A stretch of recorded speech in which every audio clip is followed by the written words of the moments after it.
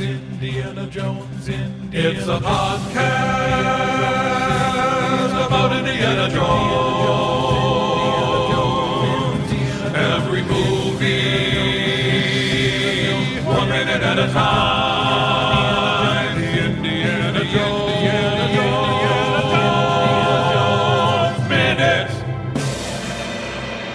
Welcome back to the Indiana Jones Minute. This is the podcast where we safely and not sorrowly discuss Sir Richard and his last crusade, one pilgrim trail at a time. I'm Pete Mummert.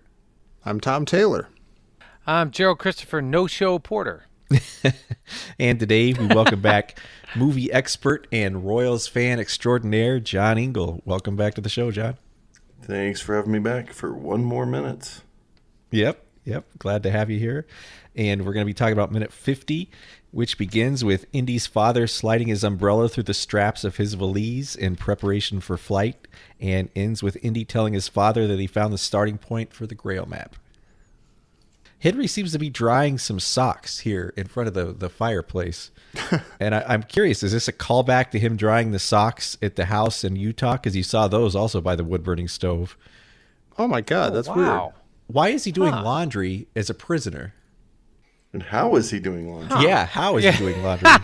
Well, he's clearly not. That's why they're drying in front of the fireplace. It's kind of ad hoc doing laundry. Yeah. I mean, it's, he's spitting on him to clean him. No. Actually, he's probably hanging him outside. He washed him outside. He's like, there's a thunderstorm coming. Yeah. And so Nature's washing machine. Wait, but he can't do that because there's big black and white striped shutters on the window. So he can't do that. True. Maybe he thinks it's Christmas. It's Christmas. Well, I did wonder, does that mean he's been outside? He's out of that room and his socks got wet? Well, I've got a question about that because when you see that he's got a desk and a bunch of writing materials and a bunch of books, and this seems kind of like a strange captivity. Like, is he still working for the Nazis? Is he still doing research? Is it possible that he's kind of he's helping them out? No, I bet it's like a sort of gentleman's prisoner sort of thing. Kind of like almost like a James Bond thing. Like, I'll put you in this fantastic, beautiful, futuristic, carved out of a mountain kind of palatial thing. And later on we'll have a beautiful dinner and I'll kill you. And, for now, I'm going to put you up in the it's like a spin on that, maybe slightly like, oh, you're a kindly old man. We're not going to get rough with you, but we're not going to let you talk to anybody or, sabotage our Grail hunt. There is the all-time classic film Grand Illusion, Jean Renoir's war film, that is basically about just that. It's about prisoners of war who are officers and are treated very equally to their captors throughout their time, and they actually develop relationships and so on. That was World War I Germany, which is different from Nazi Germany, but perhaps there's still a sort of respect to him given, like perhaps, we don't necessarily do this to citizens that aren't of a certain group, at least. That's not funny. But, they're having it's a little bit of a gentleman's captivity, yeah. Like, we've seen precedent of it in film, is my point, so. Yeah. Well, there's also, Germany's not at war with the United States, so they may be a little iffy here on the grounds for holding him, so they may want to not have a lot of evidence that they roughed him up too much. Right. Yeah, really, they're just like, we lost the key to the door. We're not purposefully locking it. Yeah, well, that's where you were. Or maybe he's not locked in. I guess he is locked in there. Indy would have just gone right in, right?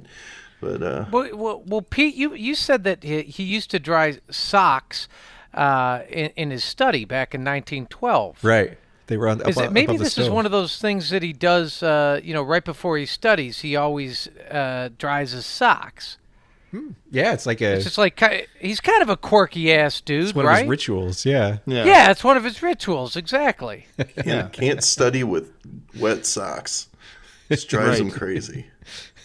I always had to go get a 2-liter bottle of Mountain Dew when I was studying. Yeah, I remember that. Yeah, that's how I had it was the ritual.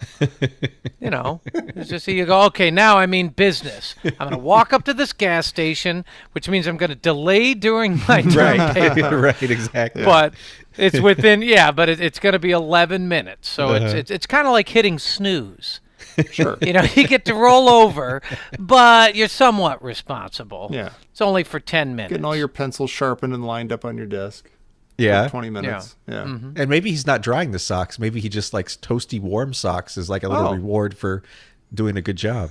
Oh, that could easily that castle cannot be toasty or warm at all. So I mean that's entirely possible. He's like, my feet are freezing. Yeah. I'm gonna toast me piggies by the fire a little bit and then put my socks on. Yeah. It's gonna be real And nice. there are no tapestries in the room to keep him warm. Right, yeah. But the tapestries were there to actually kind of, because castles were drafty. Yeah.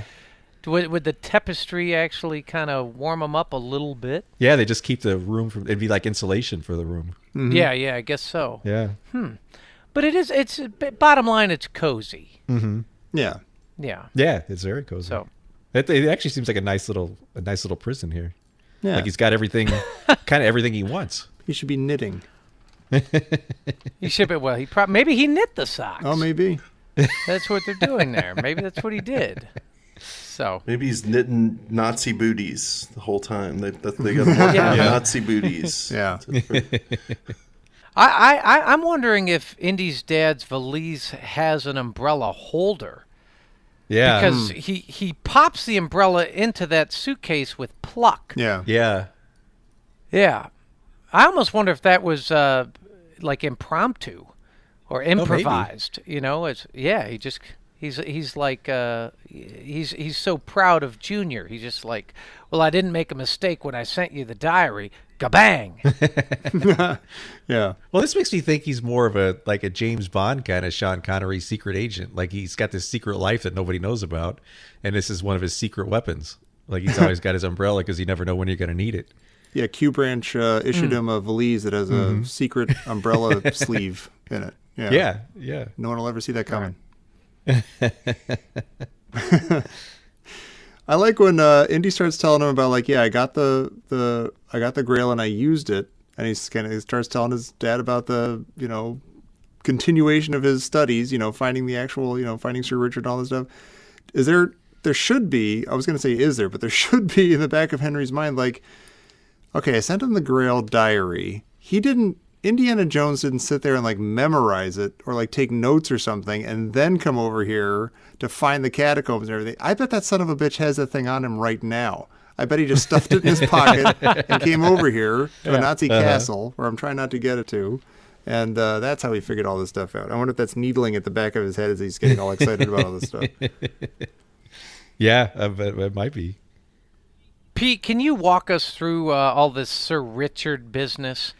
Because, so the First Crusade is in 1095, right? Uh-huh. And Richard the Lionheart was involved in the Third Crusade, which this is can't all be that. Richard the Lionheart though, because he was one of the great national heroes of Great Britain. He's buried in Avignon. He's buried in there, and it was also 100 years after the First. Yeah, that was Crusade, the Third Crusade, I think, because he beat Saladin a few times, and he was a big deal. Exactly. So how could the guy be called Richard? That's what I'm saying. Is that just supposed to be, Johnny every night? Sir Richard is just, the knight, Sir Richard. Well, I will say, be careful putting Sir Richard into your search engine if you're at work. Oh, wow. I'll just leave it there. I love it. Oh, my God. Yeah, I wonder if that's if you do look it up, I'm curious if that was a little inside joke that Sean Connery threw in here. But I don't know. I don't know if he's just why he knows Sir Richard's name, but he doesn't mention the other. Apparently he knows the name of all three knights. Well, it's just, you're usually it's Sir Richard the Lionhearted or Francis the Bald or, Right. Richard the Intrepid. You're no, who the hell's Sir Richard? There's a million of them. We need an adjective. Well, Sir Richard of the Catacombs. Yeah, well, he's been studying this guy for so long, and he's so familiar with him that he assumes everybody else is familiar with him too. Yeah. He's oh, you mean Sir Richard? Everybody knows Sir Richard because it's been in my Grail Diary for 30 years. Although, have we ever heard this guy referred to as Sir Richard? Have they ever said a name for either of these knights that we're talking about? No. That's weird. No. Do you guys ever get the impression that Henry Sr. has bored Henry Jr. to death with this stuff his entire life? Oh, yeah. And that totally. Indy knows all this Yeah, stuff, right? yeah. So he's really just speaking his language. He's saying, Sir Richard, you know who it is, but why would anybody else talk about Sir Richard specifically? They don't know who it is.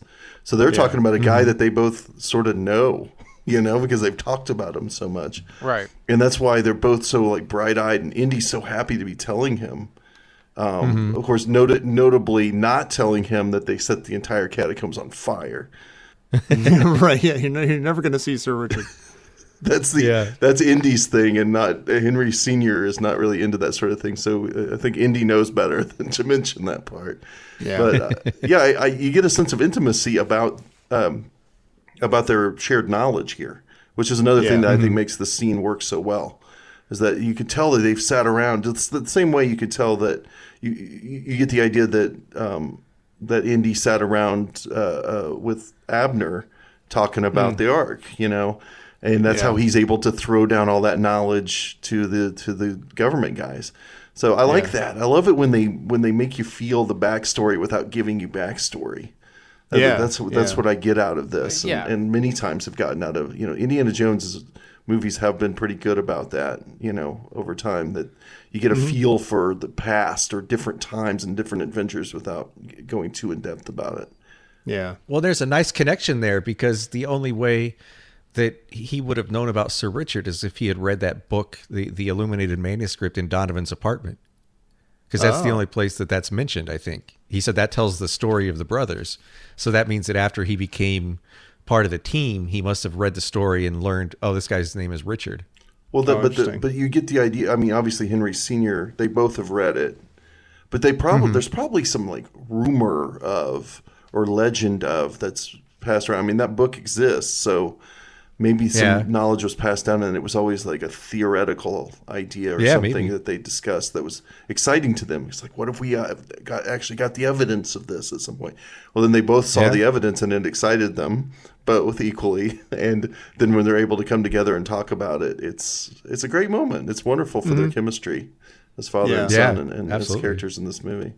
The one thing is missing from this exchange, though, that at least the three of us badly need, maybe you do too, John, is that, he's like, we found the catacombs.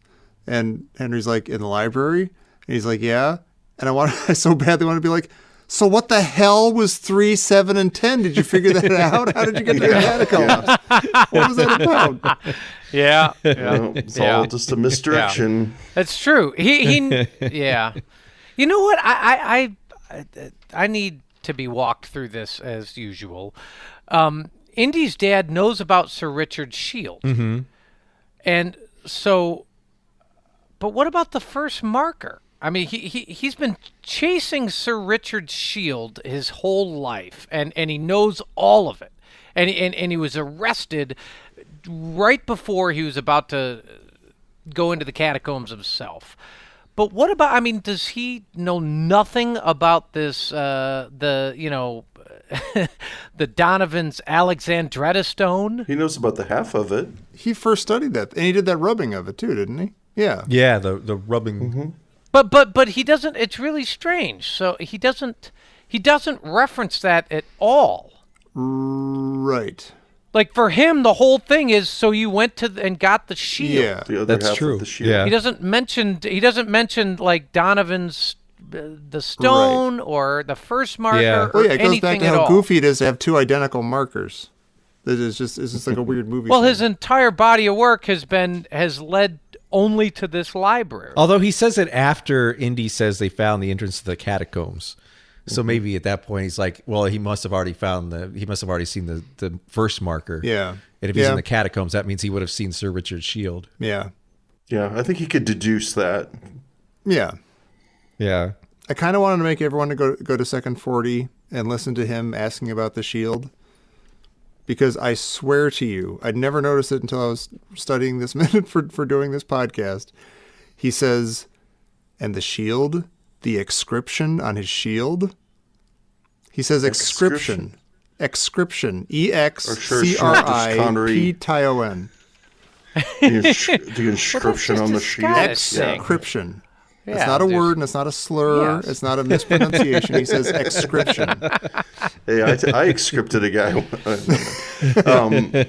No, I think you're just hearing the Connery, the chewing of certain words. I don't think that Connery does. would. No, that would just be inscription. Chewing. Excription. He hasn't even gotten to like the S Prescription. sound yet. Excription. The inscription on his shield. You're right. Yeah, that's pretty weird. Yeah, it's weird. Does Sean Connery think there's a word excription? Well, see, I think when you're talking about the middle, you have the Middle Ages. Usually, if you put an X in front of those sorts of things, it that's sounds true. more medieval. Yeah, there you go. Yeah, like Excalibur and all that. That was. There is an Excalibur. Yeah, exactly. There you go. I'm. Is this scene the very first time Indy's dad has ever been proud of him? Yeah. Well, or, there's got to be. You count them on one hand. It seems like, but this is a big one. This is probably the biggest one ever. Yeah. Well, it's the only time Indy's ever delivered anything that was the part of his obsession. I mean, we get the idea. Henry Singer doesn't care about anything else. So if you don't deliver me some Grail news, buddy, I'm not going to really care that much. And here he is finally with the goods. Yeah. But it's weird that Dad's finally proud and says you did it. And Indy's response is to immediately say, "No, Dad, you did it," which is really interesting. Yeah. It's an interesting response. Like the first time my dad's ever been proud of me. Oh, well, actually, you did this, Dad. That's interesting. Like, I don't know if that shows a lot of lack of self-confidence on Indy's part with his father. It doesn't read like this, but you could almost see it as like him just throwing it back at his dad. Like, you're not excited about me doing something. You're excited about somebody finishing the thing you were working on and solving something for you. And so I didn't do anything. You did it. This is your thing. I'll be in the other room making out with that Nazi girl because you don't even know I'm here. No, it doesn't read that way, Tommy. Why do you got to bring us all down? I'm just tossing it out It's actually there. a nice. Pete asked a question. I love it. No, I love. See, I think it's a love natural thing to do when feeling bliss. When you're like really on cloud nine, you're gracious. Yeah. You're wonderful. You feel great. Yeah, Everybody should yeah. feel great. Dad, you should feel great too. Yeah. You did this too. You're really the one that did it, and it's I totally relate to that feeling. And really, he is. I mean, Indy did base it all on Sean Connery's work, so he actually did do it.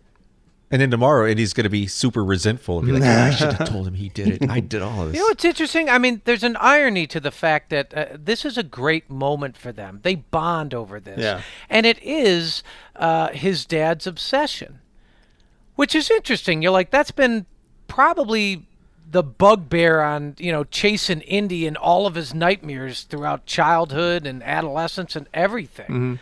And you're like, it actually does bring them together. Yeah. Well, and his dad becomes almost like a little kid. Like, Elsa kept referring to him as giddy as a schoolboy. Yeah. And he starts asking Indy these questions. Like, you saw him. What did he look like? What did it smell like? And it's like questions a kid would ask, which I love. It's just he's got this amazing curiosity. He's like, what was it like being there? And things that Indy didn't care about at all because Indy's being the adult. Yeah. And here his dad is like, what did he look like? What was it like? I have in my notes that actually I've never before watching this did this happen, but I actually had a tear in my eye when Sean Connery's like, and he was actually there. You saw it? Like he's like gently like he can't believe that his son just saw this thing that he's been like dreaming about his entire life. And he's like a kid, and it's just like, really? And Santa was there, and stuff, and like, it's emotional. It's the guy's an actor. God bless him. And I like that Indy immediately throws cold water on his, what was left of him. Yeah. I saw the corpse, Dad. Yeah, The guy awesome. I just torched. Oh, Dad, you would have loved it. I burned the whole thing to the ground. It smelled like cinnamon. It smelled like, so to be fair, it wasn't him that ruined the catacombs. Hey, is Indy's dad here just pixelated? Here's my word of the day. And by pixelated, I mean the definition, somewhat unbalanced mentally in a whimsical way. Ooh. Yes. Is he just eccentric?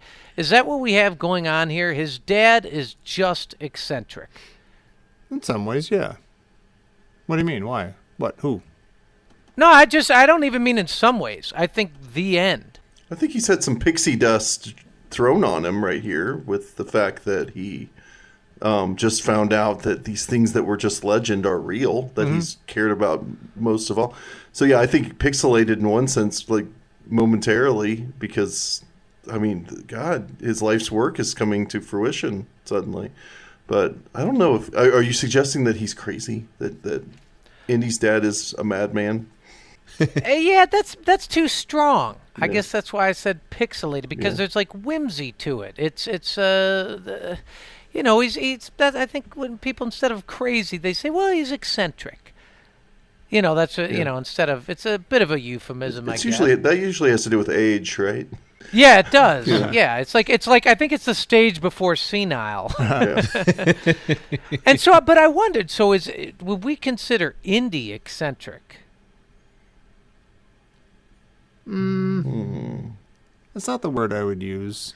I mean, it is kind of weird. He does walk out of his classroom office hours and never return. That is a little weird. Yeah. Yeah, you think of, you know, there's a lot of stuff the guy does that is pretty, you know, it's kind of, he's on the margins there. I think it's eccentric sounds like it's got a touch of the whimsy to it, and I think crawling out of the window at school is the only thing that we've seen him do in all three movies that has that touch to it. Like, there's not a lot of, like, none of his weirdness is like, oh, look at that Indiana Jones go. What a weirdo. It's also sort of like, what's his deal? He did do the Scottish accent. Oh, that's true. That was like in this movie, wasn't it? Yeah. He hangs out with children. Yeah. Well, yeah, like, you yeah, mentioned with he short hangs out with round. monkeys. It's a little bit Michael Jackson-y of him. Yeah, I mean, those are some pretty eccentric traits, I guess. I guess so. I'm just kind of going through everything Indiana Jones has ever done in my mind. Yeah, there's right a now. lot. I mean, I think there's a lot of stuff he does. Like, we don't know what he did to, you know, to get fired from Marshall College, and now he's at don't talk about Barnet that. or whatever the hell. I mean, no, we don't. We don't talk about it. We shut that down immediately. You're right, Tommy. Okay. I'm sorry. It happened. Well, I mean, I hope that we see that in this next incarnation. Yeah. I hope we see that he's a lot like his dad, and like all the things we're talking about were just the groundwork laid for a good old-fashioned eccentric elderly state, you know, for him to be in. So it would be fun to see that. It's his. I mean, his dad is he's like crazy, but with you know, a half a cup of charming. Yeah. Yeah, and I think that's just who his dad is in all situations. I don't know if he ever is not that guy. He's always going to be eccentric. It's not just like, oh, he had a weird moment, or, oh, well, he ate an apple, and so his diabetes is getting the best of him. You know. Yeah. Well, he also seems to be that kind of eccentric that everybody in the world's going to love except his kid. Like, I feel like everybody that meets Henry Sr. is like, oh, this guy's great. This guy's hilarious, and he's absent-minded. And his kid's just like, this sucks. Yeah. Yeah. Your dad's cool. No, he's not. Exactly. Your dad's awesome. Look at his hat. I got a hat, too. My hat's cool. Hey, let's go sneak upstairs and read your dad's diary. It's not that kind of diary. It's about Jesus or something. There's a nice little touch in the background. There's the carving on the woodwork behind Henry Sr. reads Rudolph von Brunwald. Oh, really? Oh, wow. I noticed the Rudolph part, and I couldn't make out the rest of it. I couldn't quite tell. I think it says it's hard to read the Gothic script, but I think it's von Brunwald. I wanted to say that this Alexandretta line where he just like hits the ceiling is a quotable for me. It's one of those since years past, the first time I ever saw this movie, I've used this line to a certain extent, which is kind of weird. But if there were like a direction or a place that I don't know where it is, and someone tells me, sometimes in the right company, I will just say whatever that is, of course, on the Pilgrim Trail from Eastern Empire. And some people understand that. Some people get it. My friend Ricardo and I both have done that. It's kind of a joke we have between us where we've talked about that line a lot that we really love. It's just such a strange moment with Connery, but I don't know. That's a quotable, a John quotable from Indiana Jones and the Last Crusade. Nice. So does he say from Eastern Empire or from the Eastern Empire? Because it sounds like he says from Eastern Empire. Like I there's think no he says article from in there. Eastern He Empire. does. He Yeah, says, which is interesting. It's a strange. on the Pilgrim Trail from Eastern Empire is exactly what he says. So, But wait a minute. So I have to. So if, but that's what is it? It's Eskezra. What was it? Eskedron? Eskedra. Yeah. Eskedron. So that's south. That's in southern Turkey, right? It's in like Syria on the kind of the coast. It's on the border between Syria and Turkey. I see. Okay. Yeah. So I guess maybe if they're coming back from Jerusalem, that would make sense. Yeah, it's like they basically most of the Crusades walked right through there. Sure. So yeah, some good history in here. Well, on that note, I guess we're done, right? Yeah, Chair? sounds like we're all done. I don't know what you're talking well, about. Wait join a us minute. next time. Oh, what? Say, coming through the wires from Professor Christy Porter.